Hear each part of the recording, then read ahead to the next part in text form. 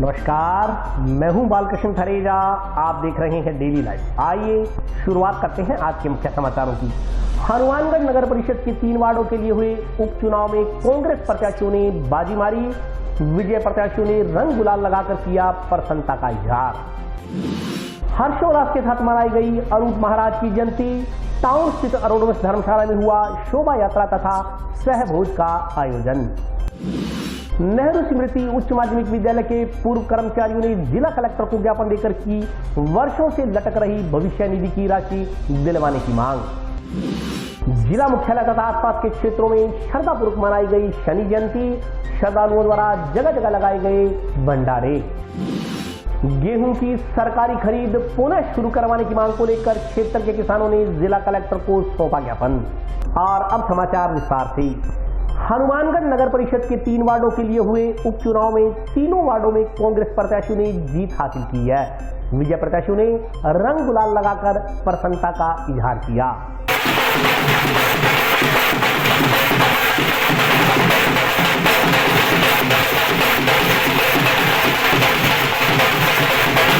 नगर परिषद उपचुनाव को लेकर सोमवार को मतगणना हुई। सुबह 8 बजे शुरू हुई मतगणना का कार्य करीब 1 घंटे बाद यानी 9 बजे से पहले ही पूरा हो गया। नगर परिषद हनुमानगढ़ के लिए मतगणना कलेक्ट्रेट के पीछे सदर कानून ऑफिस के नवनिर्मित भवन में हुई। हनुमानगढ़ नगर परिषद के 3 वार्डों के लिए हुए उपचुनाव में तीनों वार्डों में कांग्रेस प्रत्याशियों ने बाजी मारी। हनुमानगढ़ नगर परिषद के वार्ड नंबर 17 से कांग्रेस की महिला प्रत्याशी सुनीता गुर्जर और वार्ड नंबर 22 से सरोज शर्मा विजयी रही। सुनीता गुर्जर दिवंगत पार्षद नंदू गुर्जर जबकि सरोज शर्मा दिवंगत पार्षद राजेंद्र शर्मा की धर्मपत्नी है। वहीं वार्ड नंबर 60 से विजयी रहे कांग्रेस प्रत्याशी रूपेंद्र यादव दिवंगत पार्षद अशोक यादव की भतीजे हैं। हनुमानगढ़ नगर परिषद के वार्ड 17, 22 और 60 में पूर्व में कांग्रेस के पार्षद ही चुने गए थे। इन तीनों वार्डों के पार्षदों के निधन के चलते उपचुनाव करवाए गए। हनुमानगढ़ नगर परिषद की तीनों वार्डों में कांग्रेस प्रत्याशी विजयी रहे। मतगणना के बाद चुनाव परिणाम की घोषणा होने पर विजयी प्रत्याशियों के समर्थकों ने एक दूसरे को रंग गुलाल लगाकर खुशी का इजहार किया। उपखंड अधिकारी डॉक्टर अभी गर्ग की ओर से विजयी प्रत्याशियों को प्रमाण पत्र वितरित किए गए। इसके बाद विजयी प्रत्याशियों ने अपने अपने वार्डों में विजय जुलूस निकाला। आज वार्डवासियों ने मुझे 708 वोटों से भारी मतों से विजय बनाया। इसके लिए मैं उनका आभार व्यक्त करता हूं। और ये जीत मेरी नहीं है, ये जीत मेरे वार्डवासियों की है। और मेरे वार्डवासियों ने जो मुझे इतनी बड़ी जीत दी है, मैं उनका तहे दिल से धन्यवाद करता हूं। और मैं हमेशा उनके सुख दुख में काम आऊँगा। उनके जो भी मैं उनके लिए सुविधा करूँगा सब उपलब्ध कराऊँगा। वार्ड का पूर्ण निर्माण करूँगा। ये मेरी जीत नहीं है, मेरे वार्डवासियों की जीत है, क्योंकि उन्होंने मुझे आज इस मौका दिया है। मैं जो वार्ड के मैंने नागरिकों से सभी वादे किए, मैं सभी वादे उनके पूरे कराऊंगा। उनकी उम्मीदों पर खड़ा उतरूंगा। मैं बहुत बहुत धन्यवाद करता हूं। 30 साल से मैं चुनाव लड़ रहा हूं, फुल वोटों से जीत रहा हूं। लोग मेरे साथ हैं। लोग मुझे गुंडा बोलते हैं, लेकिन पब्लिक मुझे गुंडा नहीं बनाती है, शरीफ आदमी बनाती है, शरीफ मानती है बस। अरोड़वंश समाज के आदि प्रवर्तक अरूट महाराज जी की जयंती सोमवार को हर्षोल्लास के साथ मनाई गई। इस दौरान शोभा यात्रा तथा सहभोज का भी आयोजन किया गया। अरोड़वंश समाज के आदि प्रवर्तक अरूट महाराज की जयंती सोमवार को टाउन में हर्षोल्लास के साथ मनाई गई। इस उपलक्ष्य में शोभा यात्रा निकाली गई और भंडारे का आयोजन किया गया। अरोड़वंश समाज के अधिकांश नागरिकों ने अपने अपने प्रतिष्ठान बंद रखे। अरोड़वंश सभा टाउन की ओर से अरुण जयंती के उपलक्ष्य में शोभा यात्रा निकाली गई। अरोड़वंश धर्मशाला से शोभा यात्रा शुरू होकर बैंड बाजों के साथ शहर के मुख्य मार्गों से होती हुई पुनः अरोड़वंश धर्मशाला में आकर संपन्न हुई। शोभा यात्रा में समाज के लोग उत्साह से शामिल हुए। शहर के मुख्य मार्गों से निकाली गई शोभा यात्रा का जगह जगह स्वागत किया गया। इसके लिए स्वागत द्वार के साथ छबीलें लगाई गई। समाज के लोग अपने प्रतिष्ठान बंद रखकर शोभा यात्रा में शामिल हुए। सैकड़ों युवा बाइक रैली के साथ शोभा यात्रा में शामिल हुए। इससे पहले अरोड़वंश धर्मशाला में अरूट महाराज के चित्र के समक्ष पुष्पांजलि अर्पित कर समाज की सुख समृद्धि की कामना की गई। इसके बाद भंडारा लगाया गया। इस मौके पर अरोड़वंश सभा के नवनिर्वाचित अध्यक्ष अतुल धिंगड़ा, उपाध्यक्ष हरविंदर नागपाल, सचिव रमेश काटपाल, सह सचिव राकेश नागपाल, कोषाध्यक्ष सतीश छाबड़ा, प्रचार मंत्री सुरेंद्र काटपाल, अरोड़वंश युवा संघ के अध्यक्ष उमेश वाट्स, अरोड़वंश सभा के पूर्व अध्यक्ष सतीश कटारिया, अरोड़वंश सभा के पूर्व अध्यक्ष अनिल धुड़िया, केवल कृष्ण बत्रा, बलदेव अरोड़ा, रजत कुचर, अजय मिड्ढा, राजेंद्र मिड्ढा, हरीश चावला, अश्विनी ग्रोवर, विशु वाट्स, प्रिंस वाट्स, नरेंद्र मिड्ढा, रमेश छाबड़ा सहित अरोड़वंश समाज के सैकड़ों लोग उपस्थित रहे। अरोड़वंश बिरादरी के तमाम लोगों ने सहभोज किया और एक दूसरे से गले मिलकर अरूट जयंती की बधाइयां प्रेषित की। आज अरोड़वंश वंशियों के लिए बहुत ही बड़ा दिन है। आज समस्त अरोड़वंश भाइयों द्वारा अरूट जी महाराज की पूजा अर्चना करके अरोड़वंश धर्मशाला से शोभा यात्रा निकाली गई तथा हमारे नई कार्यकारिणी ने शपथ ली।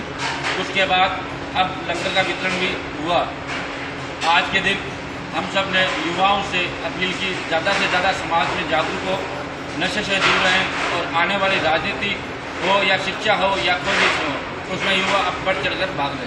आज अरुण जी महाराज की जयंती के अवसर पर सभी रोडवंशी भाइयों को हार्दिक बधाई व शुभकामनाएं। आज अरुण जी महाराज के शुभ अवसर पर जयंती पर सभी रोडवंशी भाइयों ने पहले अरुण धर्मशाला के अंदर माल्यार्पण कर पूजा अर्चना कर शोभा यात्रा की शुरुआत की। सभी भाइयों ने मिलकर और बड़े हर्षोल्लास से शोभा यात्रा का शुभारंभ किया और हमने मुख्य बाजार से होते हुए सारे बाजारों से वापसी धर्मशाला शोभा यात्रा धर्मशाला आई। जगह जगह पर ठंडे पानी की व्यवस्था और जीरा और भी चीज़ों की व्यवस्था की गई और होते हुए वापस धर्मशाला आई। धर्मशाला के अंदर लंगर का आयोजन किया गया। सभी रणसी भाइयों ने लंगर लिया और सभी शोभा यात्रा का समापन किया गया। आज हमारे सभी युवा प्रतिनिधियों ने रोडवंश समाज को एकत्रित किया एक बैनर के नीचे। आज हमारे पूर्वज अरुण जी महाराज की जयंती थी, बड़ी ही धूमधाम से मनाई गई और सभी ने जितने भी रोडवंश भाइयों थे सभी ने अपनी दुकानें बंद करके हमारा सहयोग दिया। हम उनका तहे दिल से धन्यवाद करते हैं। आज रोडवंश समाज द्वारा जयंती मनाई गई। इसमें यहाँ रोडवंश से लेके मंडी तक शोभा यात्रा आने के बाद नगर दफ्तर में किया गया। हम सभी युवाओं का आभार प्रकट करते हैं, उन्होंने इस शोभा यात्रा में भाग लेकर सफल बनाया। आज सभा मानगढ़ द्वारा अरुण जी महाराज की जयंती मनाई गई, जिसमें बाजार से रोडवंश सभा से शुरू करके सारे बाजार से शोभा यात्रा निकाल के नई मंडी पहुँच के फिर वृद्धाश्रम जाके उसके बाद यहीं पे रोडवंश धर्मशाला में इसका समापन किया गया, जिसमें रोडवंश समाज के सभी लोगों ने भाग लिया और इस यात्रा को सब रोडवंश समाज के सारे इकट्ठे हुए और अरुण महाराज जी की जयंती मनाने में सबने सहयोग किया, जिसके लिए सारे समाज का धन्यवाद करते हैं।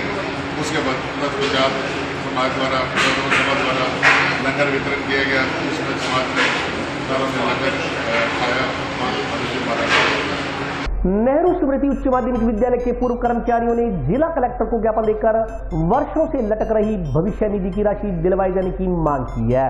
जंक्शन की दुर्गा कॉलोनी स्थित नेहरू स्मृति उच्च माध्यमिक विद्यालय के पूर्व कर्मचारियों ने जिला कलेक्टर को ज्ञापन देकर भविष्य निधि की राशि दिलवाए जाने की मांग की है। ज्ञापन में कहा गया है कि नेहरू स्मृति उच्च माध्यमिक विद्यालय दुर्गा कॉलोनी हनुमानगढ़ जंक्शन को शिक्षा प्रबंध समिति द्वारा 30/6/2004 को पूर्णतः बंद कर दिया गया था। यह संस्था शिक्षा विभाग राजस्थान सरकार द्वारा अनुदान प्राप्त संस्था थी। विद्यालय व कर्मचारियों का रिकॉर्ड अभी तक शिक्षा अधिकारी हनुमानगढ़ को जमा नहीं करवाया गया है। ज्ञापन के अनुसार 80 CPC गुरदीप सिंह एडवोकेट के माध्यम से भविष्य निधि कार्यालय को पत्र भेजा गया था। इसके अलावा एक पत्र TO व DO को भी भेजा गया था। उसके बाद लगातार 10 वर्षों से भविष्य निधि प्राप्त करने के लिए विद्यालय के कार्मिक चक्कर लगा रहे हैं, लेकिन इस संदर्भ में कोई सुनवाई नहीं कर रहा और अभी तक उन्हें भविष्य निधि प्राप्त नहीं हुई है। ज्ञापन के अनुसार वर्तमान में सभी कर्मचारी लगभग 60 वर्ष की आयु प्राप्त कर चुके हैं। इनमें से 2 कर्मचारियों का स्वर्गवास भी हो चुका है। ज्ञापन के अनुसार भविष्य निधि व PD खाते की राशि बिना रिकॉर्ड व अधिकृत अधिकारी के संभव नहीं है। इसलिए शिक्षा समिति से रिकॉर्ड व PD खाते का रिकॉर्ड वसूल करवाकर जिला शिक्षा अधिकारी के सुपुर्द किया जाए, ताकि कर्मचारियों को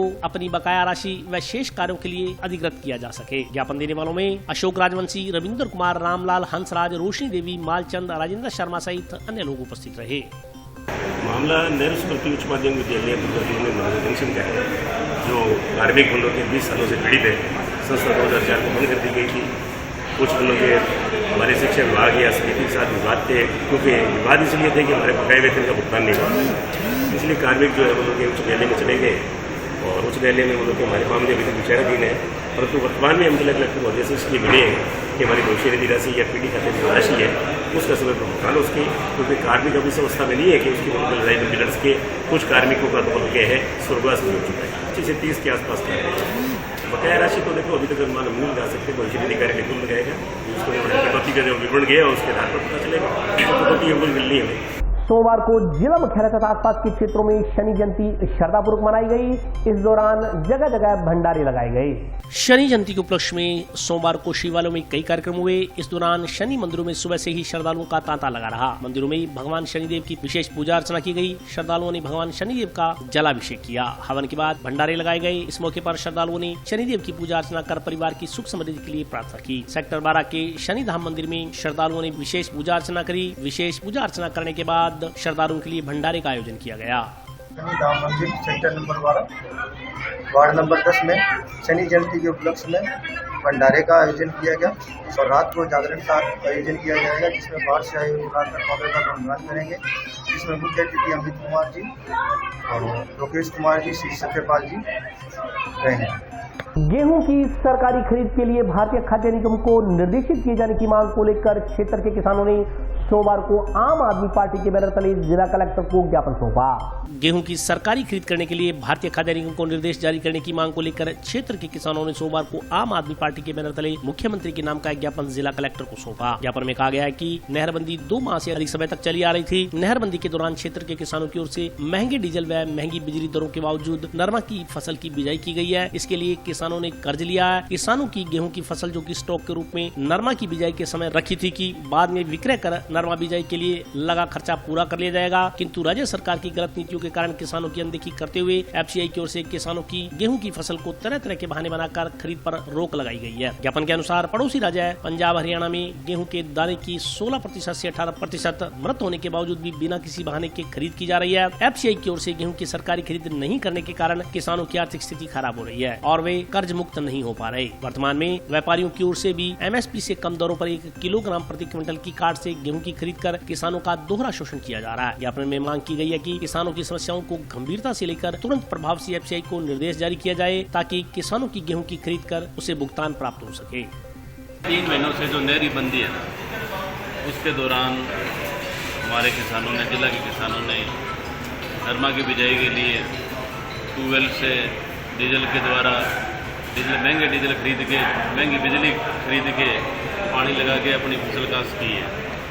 किंतु इसके बावजूद भी जो हमारा गेहूं है, ये विडम्बना है कि जिला मुख्यालय पे हमारी गेहूं खरीदी नहीं जा रही, क्योंकि 3 जो स्थान बनाए गए थे, जाखड़ावाड़ी, डबड़ी, जैसे सुहाजी ने बताया आपको पहले, तो वहाँ खरीद की जा रही है। केवल इस कारण नहीं खरीद की जा रही कि आपका 6% जो दाना है वो खराब है, जबकि हमारे पड़ोसी राज्य पंजाब हरियाणा में 16 से 18% जो दाना खराब है उसके बावजूद भी खरीद की जा रही है।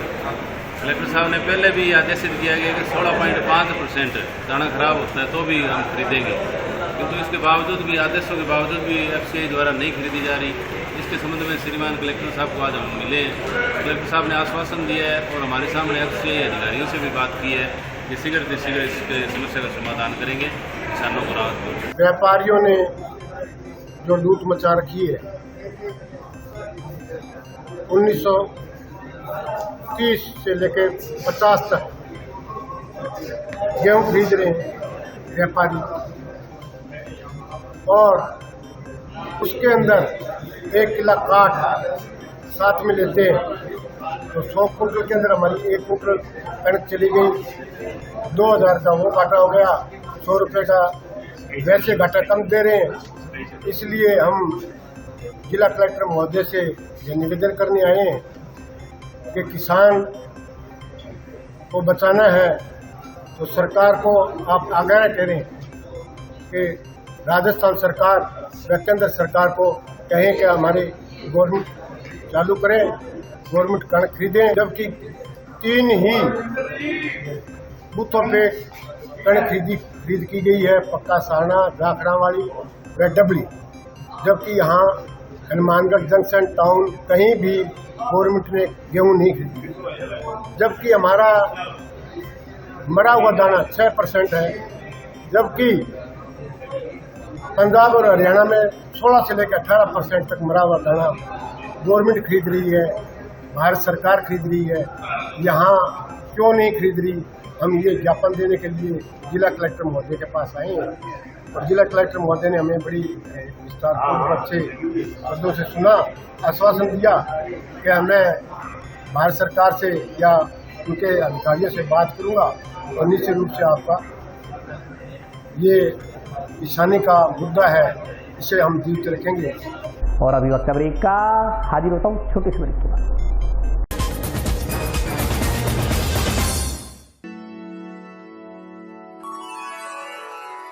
यूं तो कई बार मुझे हंसते देखा है, पर ये हंसी कुछ और है। ये गहना मुझ पर जचता है, पर ये महज एक गहना नहीं, ये रूपरेखा है मेरे मन की, हंसती खिलखिलाती लहरों की, जो आतुर थी अब तक मुझ पर सजने को। इसलिए ये गहना ही मेरा सच्चा श्रृंगार है, श्रृंगार है, श्रृंगार है।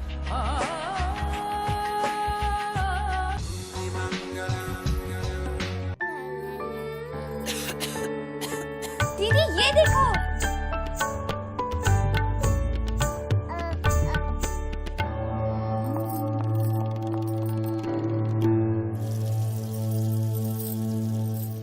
नोवेल कोरोना वायरस बीमारी को फैलने से रोका जा सकता है। खांसी और छींक के बाद और बच्चे को छूने से पहले अपने हाथों को साबुन से धोकर इसे फैलने से रोक सकते हैं। वो डॉक्टर साहब हैं? भाई साहब खांसी और बुखार था, सोचा चेक करवा लूं।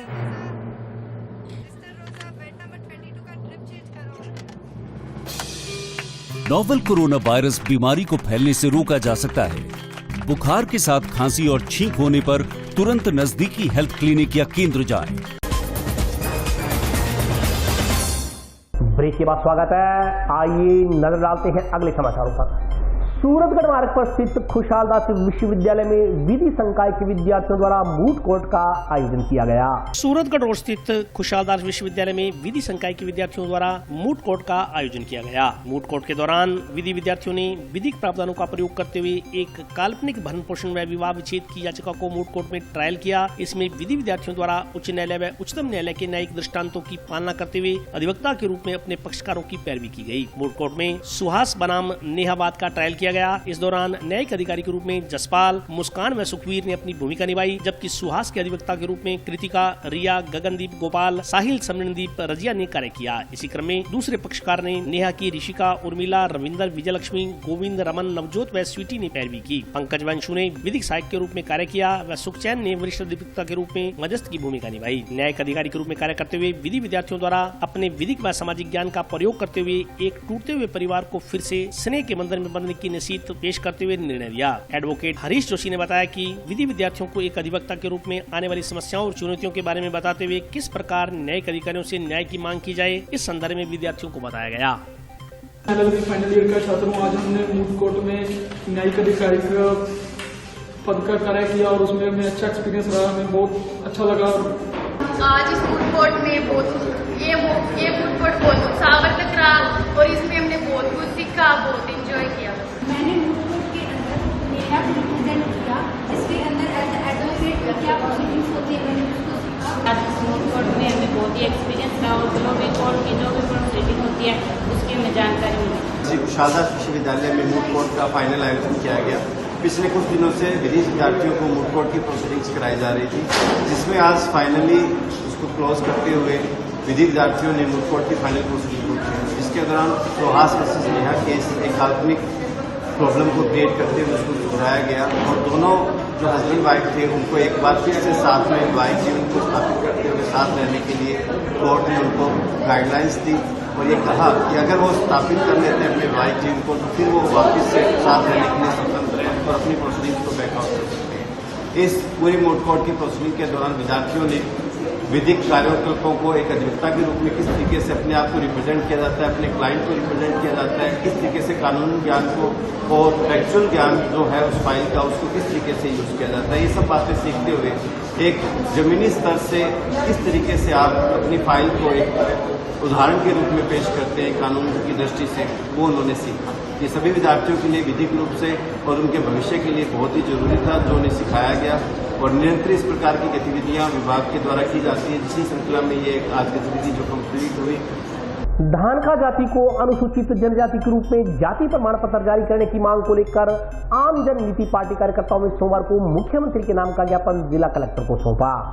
धानका जाति समुदाय को अनुसूचित जनजाति के रूप में जाति प्रमाण पत्र जारी करने की मांग को लेकर आम जन नीति पार्टी कार्यकर्ताओं ने सोमवार को मुख्यमंत्री के नाम का एक ज्ञापन जिला कलेक्टर को सौंपा। इस मौके पर पार्टी के पदाधिकारियों ने बताया कि धानका जाति समुदाय को अनुसूचित जनजाति के रूप में मान्यता दी गई है। धानका जाति का जाति प्रमाण पत्र सभी राज्यों में जारी किया गया है, लेकिन हनुमानगढ़ जिले में धानका जाति का जाति प्रमाण पत्र जारी नहीं किया जा रहा। पड़ोसी जिले श्रीगंगानगर में भी धानका जाति के जाति प्रमाण पत्र जारी किए जा रहे हैं। उन्होंने मांग की कि हनुमानगढ़ जिले में धानका जाति प्रमाण पत्र जारी किए जाने के आदेश संबंधित अधिकारी को दिए जाए ताकि धानका जाति के लोगों को इसका लाभ हो सके।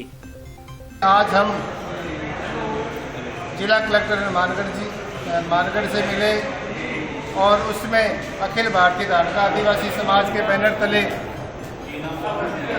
अनुसूचित जनजाति धानका समाज के जाति प्रमाण पत्रों की मांग की और जिला कलेक्टर साहब ने ये आश्वासन दिया है कि मैं बाकी की तहसीलों को निर्देश करूंगा कि आपके धानका जाति के प्रमाण पत्र बने।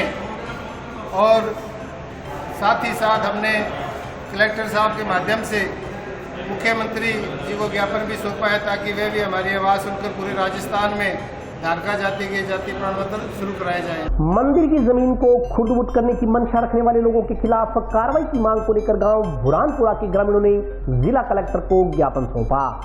गांव भुरानपुरा के ग्रामीणों ने सोमवार को जिला कलेक्टर को ज्ञापन देकर मंदिर की जमीन के मामले में उचित कार्रवाई करने की मांग की है। ज्ञापन में कहा गया है कि गांव भुरानपुरा में ठाकुर जी महाराज का मंदिर बना हुआ है। मंदिर के नाम से गांव के ही चक 11 RWD में 8 बीघा अन्न कमांड भूमि है। ठाकुर जी मंदिर की पूजा पिछले 40 वर्षों से एक ब्राह्मण परिवार करता आ रहा है। मंदिर के नाम से जो भूमि है वो पिछले कई वर्षों से लागूदास बैरागी नामक परिवार को हिस्से पर दी हुई है। कुछ वर्षों पहले उक्त परिवार ने फसल का हिस्सा देने से आनाकानी की थी। इस पर पंचायत में समझाइश के बाद वह उक्त परिवार मंदिर को हिस्सा देने के लिए राजी हो गया, लेकिन पिछले 6 माह से एक बार फिर उन्होंने फसल का हिस्सा देने से इनकार कर दिया। इसके बाद ग्रामीणों ने उस जमीन पर गौशाला के लिए हरा चारे की बिजाई कर दी। अब पूर्व के हिस्सेदार लाबूदास ने उक्त जमीन पर बीजी हुई हरा चारे की फसल को पलट दिया है। इसके बाद उक्त लोगों ने ग्रामीणों से भी मारपीट की है। ज्ञापन के अनुसार मारपीट करने वाले लोग पुजारी तथा अन्य लोगों के बारे में गलत बयानबाजी कर रहे हैं तथा अपनी उस बयानबाजी को सोशल साइट पर डालकर भ्रम फैला रहे हैं। ज्ञापन में आरोप लगाया गया कि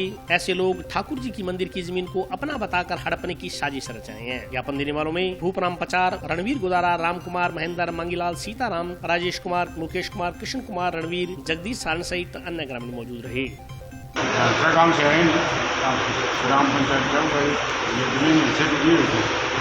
ठाकुर जी मंदिर के नाम है ये जमीन, आपकी रिकॉर्ड में यही है। और अब क्या है कि गौशाला को जुट है तो इसलिए उन्होंने हरा चारा बिजली ये खुद कास्ट किया है पूरा। तो कलेक्टर साहब से हम चाहते हैं कि वो जमीन हमारे कब्जे में कानूनी कार्रवाई कानूनी लड़ाई लड़ेंगे। ठाकुर जी के नाम है, हाँ एकदम एक्यूरेट रजिस्ट्री है, कोई दिक्कत नहीं। पहले कास्ट पे देते थे, पिछले 2-4 साल पहले उनको कहा था कि आप हमें 2 ठेका वगैरह तो मना कर दिया। हमने वो गौशाला का उनसे कोई लेना देना नहीं, मंदिर से है, मैं वो सेवा करते हैं, नहीं पूजा करते। 70-80 साल से पुजारी नहीं है वो। फर्जी दस्तावेज तैयार किए, कोर्ट ने गुमराह करिए, SDM साहब को फर्जी वकील लिए और जमीन का वो एक ही मुद्दों की जमीन बेच जमीन कब्जा करके बेच। ये ग्राम पंचायत चौवाली में ग्रामपुरा में ठाकुर जी के मंदिर की जमीन जो कि पीछे हिस्से पर दी हुई थी कुछ लोगों को। उन लोगों ने अब की बार गाँववासियों ने हरे चारे की कमी होने के कारण गौशाला के लिए उसमें हरा चारा भिजवा दिया। उन्होंने आकर उसको पलट दिया। अब कब्जे की नीयत से उसके अंदर बैठे हैं। सिर्फ इसी बात के लिए आए हैं कि वो ठाकुर जी की मंदिर की ज़मीन है तो वो गाँववासियों को वापस दिलवाई जाए। और गांव के ही भुरानपुरा गांव के ही हैं, 1-2 परिवार है, उन्होंने कब्जा करने की नीयत से इससे पहले अब की बार कब्जा करने की नीयत से उसने विद्रोह किया। मार्क्सवादी कम्युनिस्ट पार्टी की एक बैठक टाउन स्थित शहीद भगत सिंह यादगार केंद्र में आयोजित की गई। बैठक में माकपा के राज्य सचिव अमराराम ने 23वें राष्ट्रीय सम्मेलन की रिपोर्ट प्रस्तुत की। मार्क्सवादी कम्युनिस्ट पार्टी के 23वें राष्ट्रीय सम्मेलन की विस्तृत रिपोर्ट रखने के लिए माकपा के राज्य सचिव अमराराम सोमवार को हनुमानगढ़ पहुंचे। टाउन स्थित शहीद यादगार केंद्र में आयोजित बैठक में कार्यकर्ताओं को संबोधित करते हुए अमराराम ने कहा कि केंद्र और राज्य सरकार लगातार आमजन, किसान, मजदूर विरोधी नीतियां लागू कर रही है। उन्होंने पार्टी कार्यकर्ताओं से आह्वान किया कि वे जनता के बीच जाकर उनके संघर्षों को मजबूत करें। अमराराम ने कहा कि मार्क्सवादी कम्युनिस्ट पार्टी सदैव आमजन की लड़ाई लड़ती रही है और आगे भी संघर्षों के माध्यम से आमजन की समस्याओं का समाधान कराया जाता रहेगा। बैठक में जगजीत सिंह जग्गी, कामरेड आत्मा सिंह, रघुवीर वर्मा, रामेश्वर वर्मा सहित अन्य पदाधिकारी मौजूद रहे। सरकार को भी लुभा देंगे, लेकिन जो दो बातें हैं उसको संकट नहीं करता। संगठन में मेंबर बनाने तो कमेटी नहीं बनाती, कमेटी बनानी तो उसकी मीटिंग जब पार्टी की नहीं कर रहे हैं। इसलिए सबसे पहले जरूरी है पार्टी के साथी हैं। आप यहाँ केवल मेंबर नहीं आए, वो नेता है, जिले के नेता है, राज्य के नेता है, तहसील के नेता है। अपने ब्रांच का सेक्रेटरी का मतलब उस इलाके का, गांव का, पंचायत का, मोहल्ले का वो नेता है। इनको अपनी समझ दुरुस्त करनी पड़ेगी। जिस जनता के, जिस वर्ग के लिए हम संघर्ष कर रहे हैं, जो हमारे पे विश्वास करके मैदान में आते हैं, 1 साल तक भी बैठते हैं, 13 दिन भी बैठते हैं, 8 दिन भी बैठते हैं, गोलियों का भी सामना करते हैं। रावड़ा विषण में 8 किसान, कोटा में 8 मजदूर सरकार की बंदूक की गोलियों का सामना करते हुए कागज देते हैं। कोई कमी नहीं, कमी है जो लोग आते हैं उसको अपने संगठन में डालने के बाद राजनीतिक चेतना देंगे। राजनीतिक चेतना का मतलब ये कांग्रेस और भारतीय जनता पार्टी वोट जनता का लेती है और उसी जनता को महंगाई और बेरोजगारी से लूटने का काम करती है। जनता को बेवकूफ बनाने के लिए आपस में लड़ती है और जब उनकी कुर्सी जाती हुई दिखाई दे तो दोनों एक हो जाते हैं। ये राजनीति मैं समझता हूँ गरीब के लिए, किसान के लिए कभी नहीं लड़ेगी। आज हनुमानगढ़ टाउन के पार्टी कार्यालय में जिले भर के जो चुनिंदा हमारे साथी थे, कार्यकर्ता हैं, उसमें शामिल हुए हैं।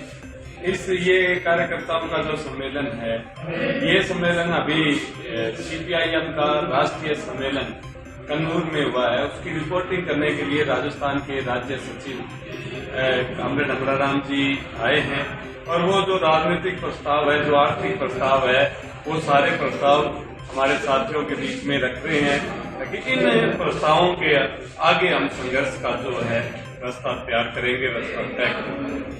तो आज के लिए बस इतना ही। कल फिर हाजिर होता हूँ नए समाचारों के साथ। तब तक के लिए नमस्कार।